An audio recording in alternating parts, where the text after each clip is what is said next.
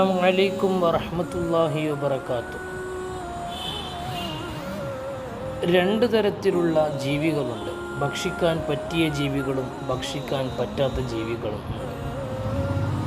ഭക്ഷിക്കാൻ പറ്റിയ ജീവികളെക്കുറിച്ച് ഇൻഷാ അള്ളാഹ് വിശദമായി നമ്മൾ ചർച്ച ചെയ്യും.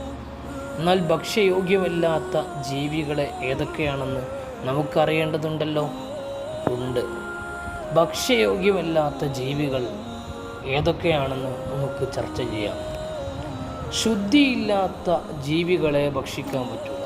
ശുദ്ധിയില്ലാത്ത ജീവികൾ എന്ന് പറഞ്ഞാൽ നജസായ ജീവികളെ ഭക്ഷിക്കാൻ പറ്റില്ല. രണ്ട് ജീവികളാണ് ജീവനുള്ളപ്പോൾ നജസായിട്ടുള്ളത്. ഒന്ന് നായയാണ്, മറ്റൊന്ന് പന്നിയാണ്. നായയും പന്നിയും നജസാണ്, അത് ഭക്ഷിക്കാൻ പറ്റില്ല. എന്നാൽ ശുദ്ധിയുണ്ട്, എന്നാലും ഭക്ഷിക്കാൻ പറ്റാത്ത കുറേ ജീവികളുണ്ട്. നമുക്കൊന്ന് ചർച്ച ചെയ്താലോ. നമ്പർ 1, അൽ ആദമി. മനുഷ്യൻ ശുദ്ധിയുള്ള ജീവിയാണ്. ആ ജീവിയെ ഭക്ഷിക്കാൻ പറ്റില്ല. മനുഷ്യൻ ജീവനുള്ളപ്പോൾ മാത്രമല്ല, ജീവനില്ലാത്തപ്പോൾ മരിച്ചാലും ശുദ്ധിയുള്ളതാണ്. പക്ഷേ മനുഷ്യനെ ആർക്കും ഭക്ഷിക്കാൻ പറ്റില്ല. നമ്മളൊക്കെ മനുഷ്യന്മാരാണ്.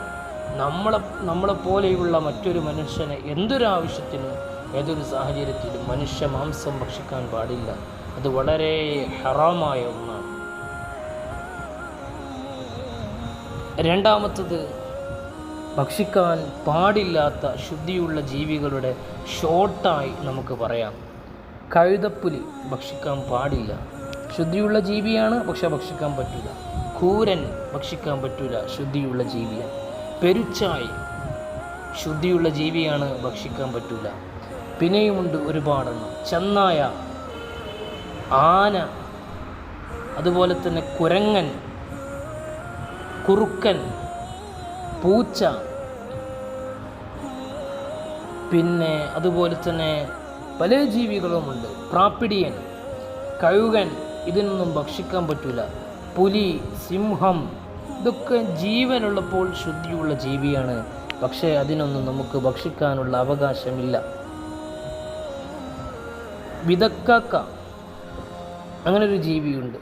പരുന്ത്, ചെമ്പോത്ത്, നീർക്കാക്ക, നത്ത, ശവംകൊത്തി, കരിവണ്ട്, ഓന്ത്, പല്ലി, ചിവീട്, തവള, മുതല, ആമ, ഞണ്ട്, ഈ ജീവികളെ ഒന്നും ഭക്ഷിക്കാൻ പറ്റില്ല. ശുദ്ധിയുള്ള ജീവിയാണ്, ഭക്ഷിക്കാൻ പറ്റില്ല. എന്നാൽ കടലിൽ മാത്രം താമസിക്കുന്ന, അല്ലെങ്കിൽ വെള്ളത്തിൽ മാത്രം താമസിക്കുന്ന ഞണ്ട്, കടൽ ഞണ്ട്, ആ ഞണ്ടിനെ ഭക്ഷിക്കാം. കടലിലും കരയിലും ജീവിക്കുന്ന ഞണ്ടിനെ ഭക്ഷിക്കാൻ പാടില്ല എന്ന് ഫിഖ്ഹിൻ്റെ കിതാബുകളിൽ നമുക്ക് കാണാൻ കഴിയും.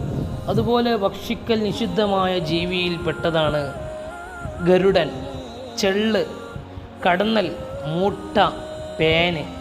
ഇതിനൊന്നും ഭക്ഷിക്കാൻ പറ്റില്ല. ഭക്ഷിക്കാൻ പാടില്ലാത്ത ജീവികളാണ്, ഇതിനെ ഭക്ഷിക്കാൻ പാടില്ല.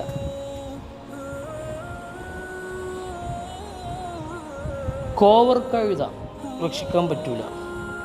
അതിനെ ഭക്ഷിക്കാൻ പറ്റില്ല, കോവർ കഴുത. പിന്നെ ഭക്ഷിക്കാൻ പാടില്ലാത്ത ശുദ്ധിയുള്ള ചില മറ്റു വസ്തുക്കളും കൂടെ നമുക്ക് പറയാം, അല്ലേ. ശുദ്ധിയുള്ളതാണ് മനുഷ്യൻ്റെ മഞ്ഞി, ഭക്ഷിക്കാൻ പറ്റില്ല. മനുഷ്യൻ്റെ മൂക്കട്ട ഭക്ഷിക്കാൻ പറ്റില്ല. തുപ്പൽ ഭക്ഷിക്കാൻ പറ്റില്ല, ഇറക്കാൻ പറ്റില്ല എന്ന് പറഞ്ഞാൽ കുടിക്കാൻ പറ്റില്ല. ഉമിനീര് ഇറക്കട്ടോ, പക്ഷേ ഇതിങ്ങനെ തുപ്പേണ്ട ആയിട്ട് എത്തിയ സാഹചര്യം നമ്മൾ ഇറക്കാൻ പറ്റില്ല. അതുപോലെ വിയർപ്പ്, ഇതൊന്നും ഭക്ഷിക്കാനോ കുടിക്കാനോ പറ്റില്ല. ശരീരത്തിന് കേടുവരുത്തുന്ന, ശരീരത്തിൻ്റെ ആരോഗ്യത്തിന് തടസ്സം ഉണ്ടാക്കുന്ന ഒരു സാധനവും ഭക്ഷിക്കാൻ പറ്റില്ല.